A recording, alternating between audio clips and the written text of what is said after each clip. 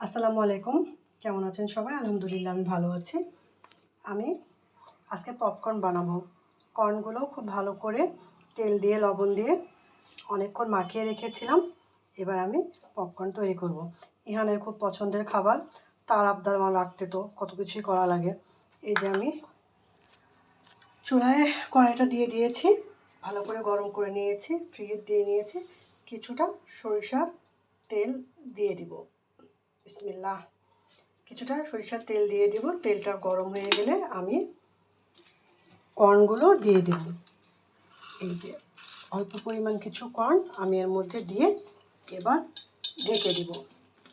যেহেতু এটা খুব ফোটে আপনারা সবাই জানেন, তো আবার সুন্দর করে আমি ঢেকে দেব কিছুক্ষণ। এই যে আমি চুলায় দিয়ে দিয়েছি, ফুটফুট করছে, একটু হালকা করে নেড়ে দেব, নেড়ে আবার ঢেকে দেব। এই যে দেখেন কেমন ফুটছে, শব্দ হচ্ছে, কিন্তু আমি যদি এখন উঠাই তাহলে সব ছিটে যাবে। একটু দেখায়, এই যে দেখছেন, এই দেখেন পপকর্নগুলো কত সুন্দর হয়ে গিয়েছে, সব ফুটে গিয়েছে। যেহেতু অনেক ফোটে আমি আপনাদেরকে দেখাতে পারি না এই ফোটাটা। এই যে আমি ঢেলে নিলাম, আমি কেবল স্টার্ট করেছি বানানো। এই যে কত সুন্দর, ইয়ান এখন গরম গরম পপকর্ন খাবে। আল্লাহ হাফেজ।